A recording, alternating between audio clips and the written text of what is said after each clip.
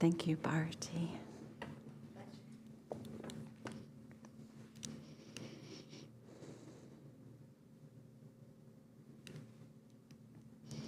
Good morning, everyone. For those that don't know me, my name is Rose, and I'm joined on the dais with Lorna and also Nai Swamis, Hanuman, and Mari. And it's our joy to be here with you today. And it's my turn to share. Let's see if I can get the glasses on with this microphone.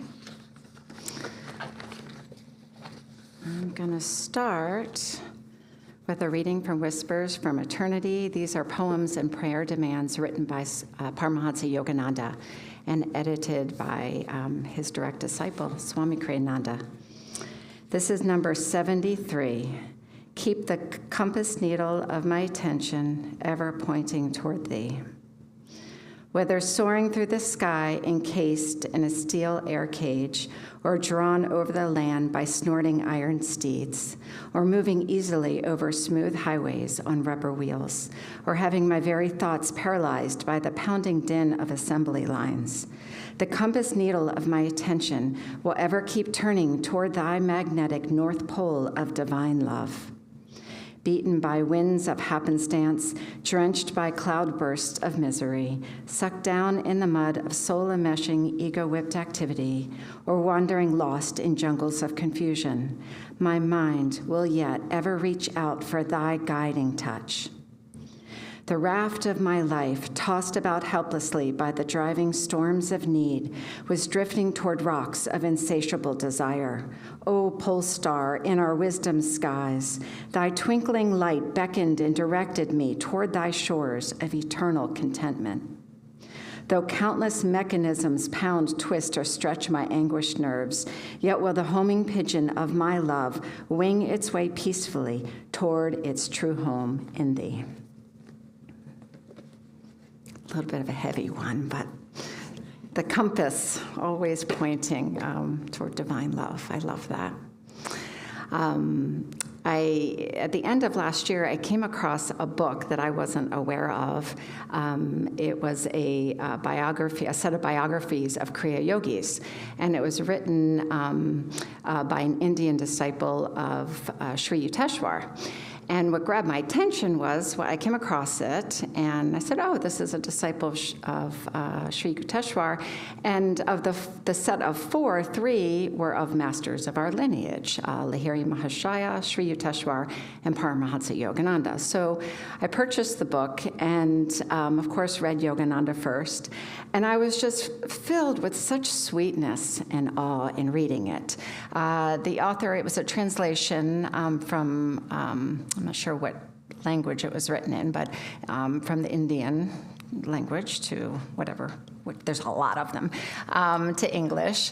And Swami Satchidananda was the author of this biography. And what was so dear was that he met Yogananda when they were young teenagers. Yogananda was with a group of boys on the football field, had his football, walked up to Satchidananda, I don't know what his name was before that, and asked to borrow his pump to fill his football with air. And instantly they became not only friends on the sports field and at school, but deep, deep spiritual friends, and were friends for Yogananda's entire life. And most of the chapters in this book were of the teenage years and young adult. And it was fun to read stories that I knew from the AY from a different perspective.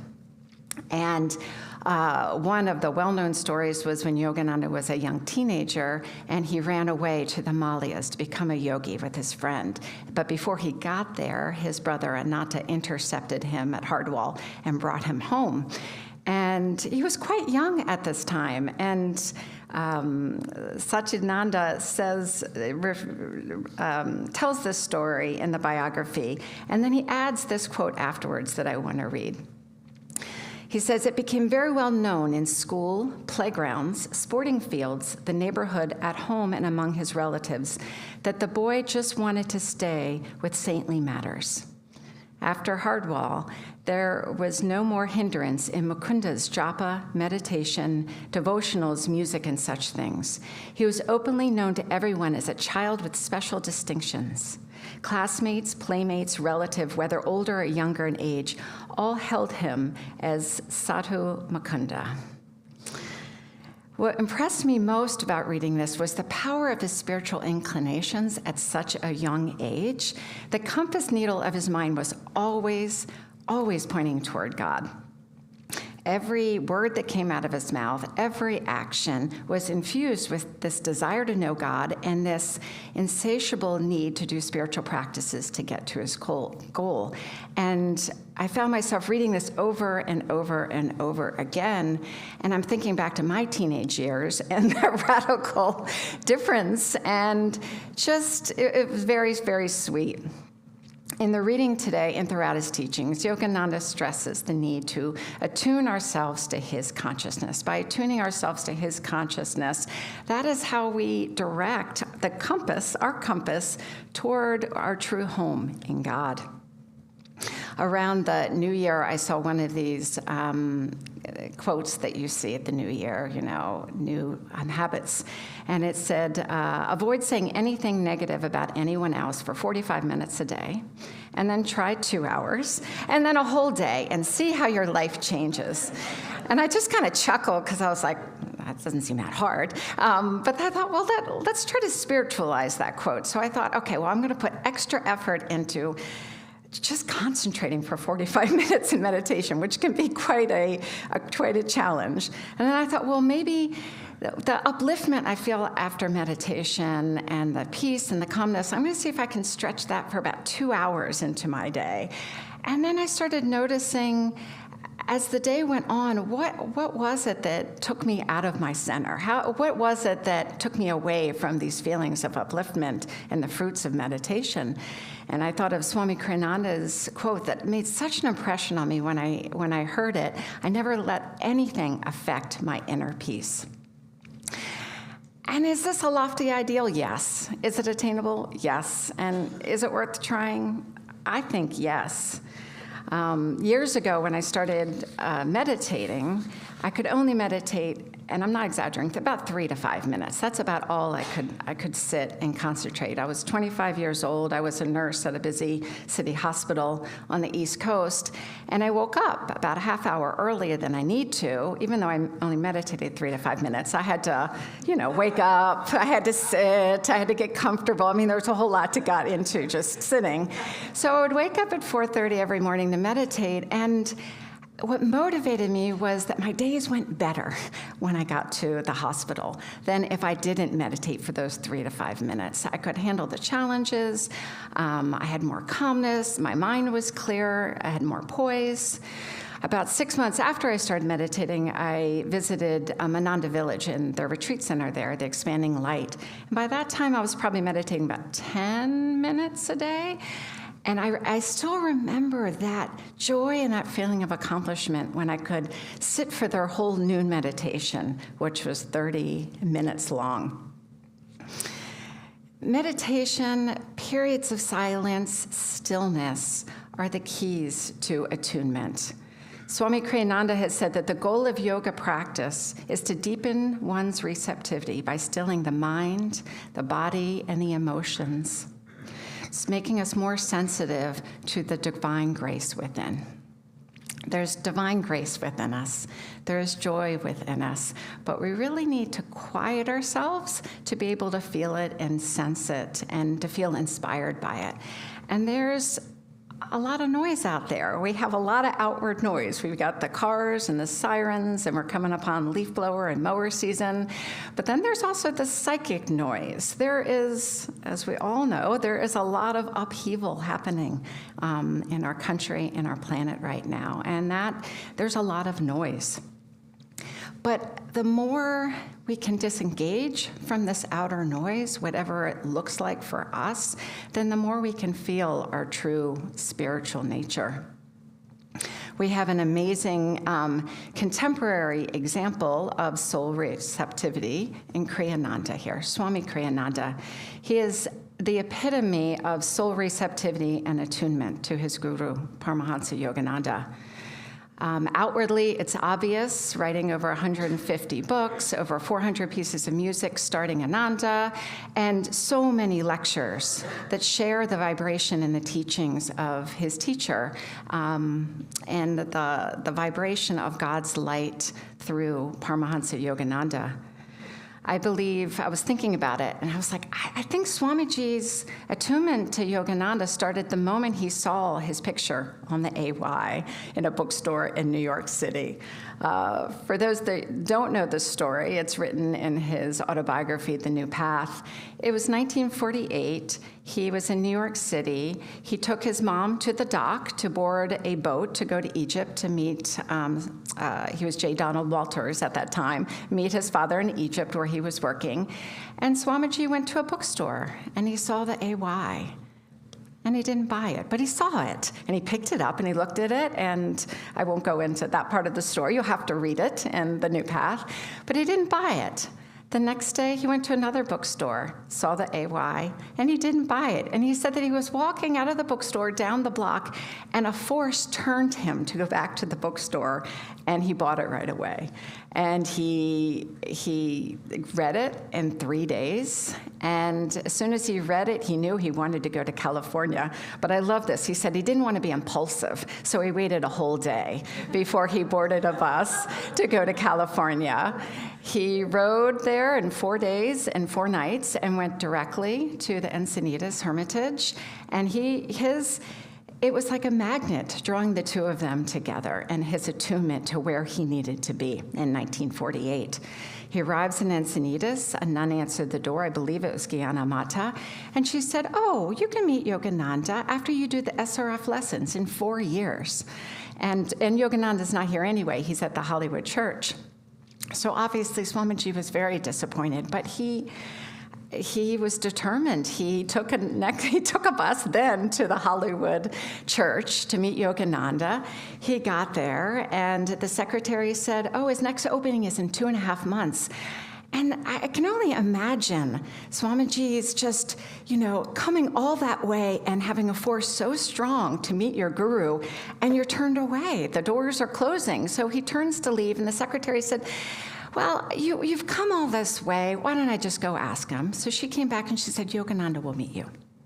So he went and met with Yogananda, and as many of us know the story, the first words that came out of his mouth were, "I want to be your disciple." Yogananda said the Divine Mother had told him to meet with J. Donald Walters. So they spent time together in prayer, in conversation, in meditation, in silence. And eventually, Yogananda says, "All right, you have good karma. You may join us." And then Master said, "I give you my unconditional love. Do you give me your unconditional love?" And Swamiji said, "Yes." And he said, "And also, will you give me your unconditional obedience?" And Swamiji was honest, and he said, "Suppose sometimes I think you're wrong." And Yogananda very clearly said, "I will never ask anything of you that God does not tell me to ask." And then he talks about his own relationship with his guru, Sri Yukteswar. And he says, "If you attune your will to mine, you too will find freedom.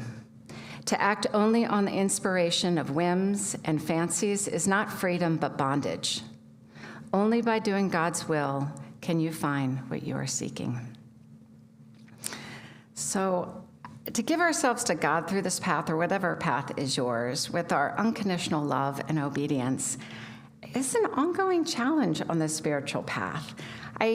In thinking about this topic and the idea of soul receptivity, I was picturing God's love is always there. It's like the sunlight. But how open are we to the sunlight? Are we letting ourselves bask in the sun? Are we putting hat and clothes on? Are we, covering you can just get my shoulder, God. I'll just have a little bit. How much do we really, truly open ourselves in our full soul receptivity? If you're like many of us, or I should say me, it kind of depends on how comfortable it is. The more we direct ourselves and open ourselves up, the more we have to let go of what we like, what we don't like, what we thought was going to happen in our lives, what's not going to happen, our attachments, our ideas. like Yogananda says, being bound to our own whims and fancies is bondage, not freedom. And I think there's a lot of us here, but we don't have a 500-person church because it's not an easy path. But over and over, we're told that when the saints and great souls achieve enlightenment, they don't say, it wasn't worth it, do something else. They say, no, come, this is the way, come, follow me, this is the path to your eternal happiness and contentment. I was reminded of a story of Saint Teresa of Avila that is often told. For those that aren't familiar with her, she is a mystical, impactful Catholic saint that lived in Spain in the mid-1500s, and she was part of the Carmelite order. And she started many monasteries and convents at the resistance of those in the church and also those in the Carmelite order. During that time, forgot the name of it, but they became pretty lax in the convent and monasteries. They had parlors, and they were kind of more worldly than they were devotional to God. So she reinvigorated the renunciation part of the order, and she went through a whole lot of harsh criticism, judgment, punishment, intimidation. And she had many mystical experiences that she documented and also other people documented. And she was an incredible leader, fortitude, and her devotion to God's will was truly impressive. So there's a story that Master often told at the end of her life, and she was an elder nun at this time, and they asked her to start one more convent. And she wasn't in great health, but she was very obedient, and she followed what was the right thing to do. And she and her nuns had a carriage and horses, and were trying to cross a very swollen, full stream. And as they were crossing, the carriage tipped, and Teresa fell out of the carriage, and her nuns couldn't get to her. They thought that she drowned.